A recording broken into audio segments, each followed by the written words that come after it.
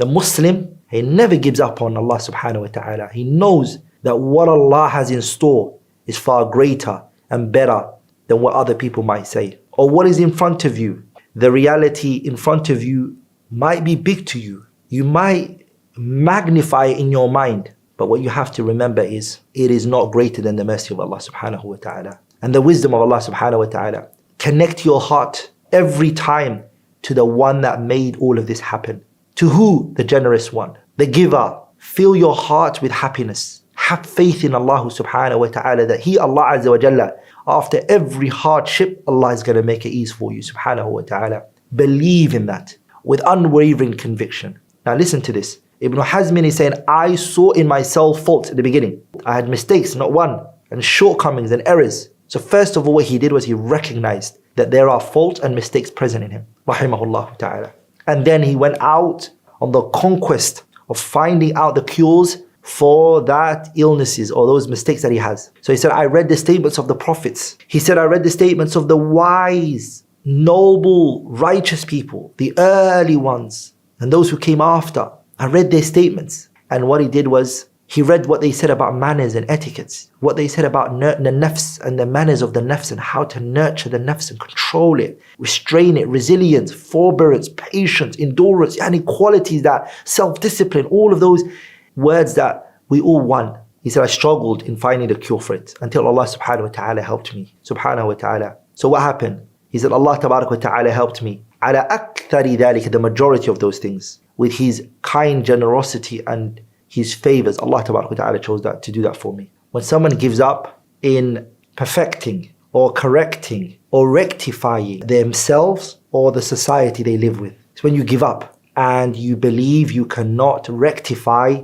the situation of your community or yourself. This is one of the ways of low aspiration. And this is something many people fall into. For example, they may see excessive evil around them and ocean of calamities and tribulations and trials and problems and division and discord and disputations that takes place amongst the Muslims. And the person, what does he do? He gives up to perfect the situation and to rectify it. They give up on all of that. Once they see the evil widely spread around them and they see the problems in every corner, the disunity, the hate, the prejudice, discrimination that's present amongst the Muslims, the person gives up in rectifying the problem and going forward in being a means of good or a means of a rectification.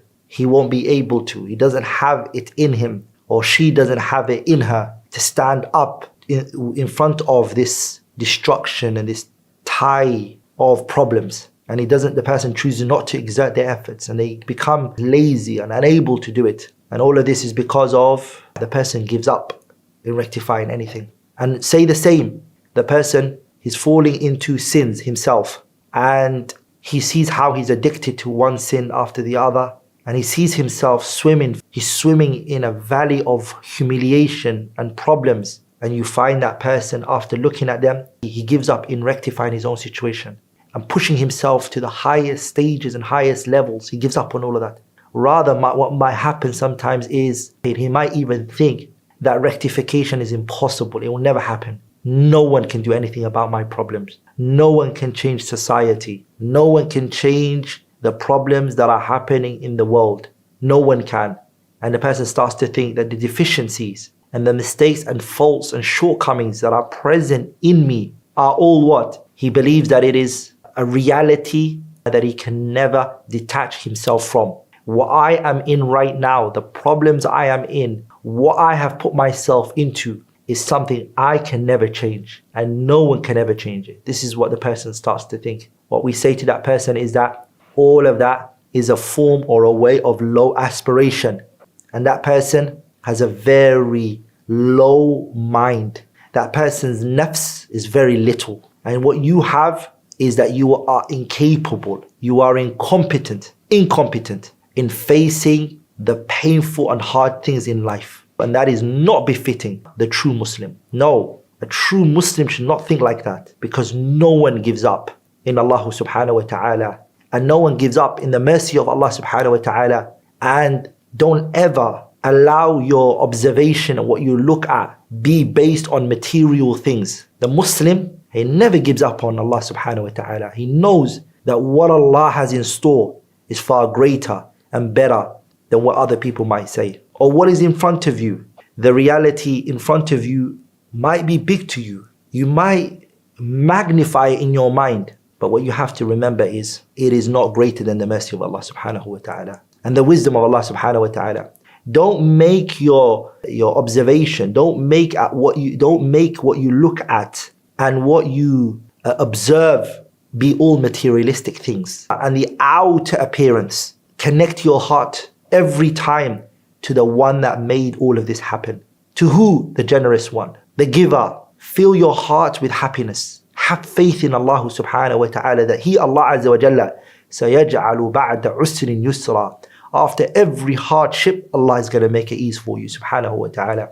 Believe in that with unwavering conviction. From this point, inshallah ta'ala, and this moment, with that in your mind and that feeling in your heart, stand up wherever you're able to in advising those who are around you and calling to the path of Allah subhanahu wa ta'ala and changing your own affairs and the shortcomings and the faults that you have. Be content with the little. And if it's not possible, what is not possible? Al-kathira, the many. And also try to reduce the evil around you, even if you're not able to remove it in its totality. At least you've stopped one evil. And if everyone thinks like that, then the evil will be stopped. Some people, they think, either I have to rectify this situation in its totality, or I'm not going to do anything. No, you might be able to rectify something of this problem, some issues of it, and not in its totality. Don't worry.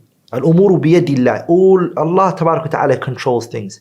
All you are is a weak slave of Allah subhanahu wa ta'ala. Do the best that you can. It's not something that should occur from a Muslim that is pleased with the bare minimum, and that he leaves off training himself and nurturing and cultivating himself upon that which is good. He leaves it off with the claim that changing is from the impossible. The person says, I'm not going to work on myself. I'm not going to put the effort in. Because wallahi, changing is not something that's going to happen for me. My life is the way it is. I can't change it. I say, this is the reality. Allah created me like this. I can't change this. What is needed from each and every one of us, that we take the means.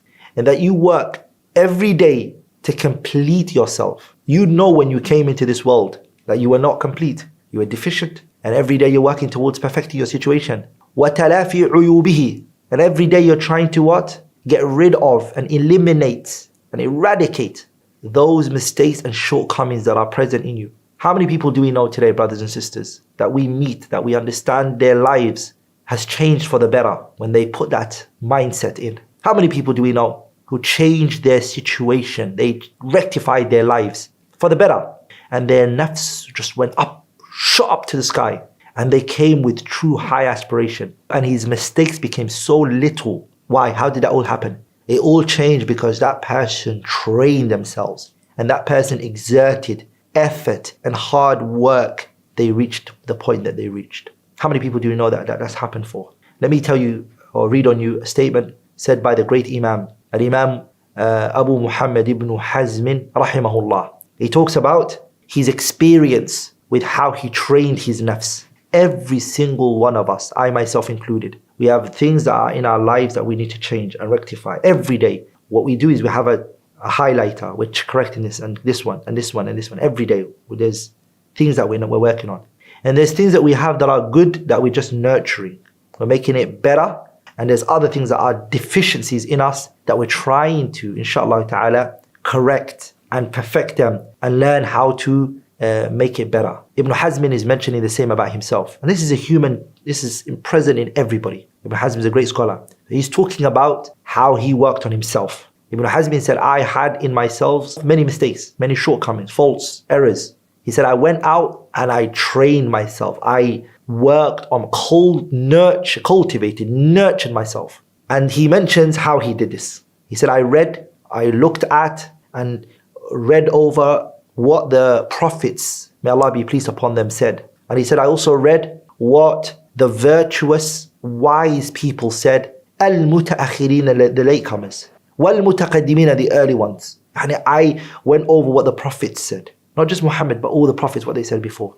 I looked at the virtuous people, the wise people, whether they be in the early times, the Sahabas and the Tabi'in and the Tabi'ut Tabi'in, and those who came after them. I looked at what they said in manners and the akhlaq, what they said about it, etiquettes and manners. I looked at all of that. And he said, I struggled in curing those faults and errors that were with me until Allah subhanahu wa ta'ala helped me and aided me, that I was able to overcome many of those mistakes and shortcomings that were present in me. Allah helped me subhanahu wa ta'ala. Now listen to this. Ibn Hazm is saying, I saw in myself faults at the beginning. I had mistakes, not one, and shortcomings and errors. So first of all, what he did was he recognized that there are faults and mistakes present in him, rahimahullah ta'ala. And then he went out on the conquest of finding out the cures for that illnesses or those mistakes that he has. So he said, I read the statements of the prophets. He said, I read the statements of the wise, noble, righteous people, the early ones, and those who came after. I read their statements. And what he did was, he read what they said about manners and etiquettes, what they said about the nafs and the manners of the nafs and how to nurture the nafs and control it, restrain it, resilience, forbearance, patience, endurance, and qualities, that self-discipline, all of those words that we all want. He said, I struggled in finding the cure for it until Allah subhanahu wa ta'ala helped me. We know we can't do anything without Allah. Allah tabarak wa ta'ala is the one that can cure us from all of the problems and the shortcomings and the errors that we have, subhanahu wa ta'ala. So what happened? He said, Allah tabarak wa ta'ala helped me. Ala akthari dhalika, the majority of those things. And He helped me with that, with His kind generosity and His favors. Allah tabarak wa ta'ala chose that to do that for me. So that's the ending of the statement of Ibn Hazm rahimahullah ta'ala. You can find it in his kitab Al-Akhlaq wa Siyar, page 33 to page 34. He mentions many points that he worked on and how he did it. So inshallah ta'ala, go to it. The best taba'a for it, inshallah ta'ala, is the tahqiq of Shaykh Abdul Haq al-Turkmani. He has a tahqiq on the kitab. Subhanak Allahumma bihamdih. Ashhadu an la ilaha illallah. Astaghfiruka wa atubu ilayh.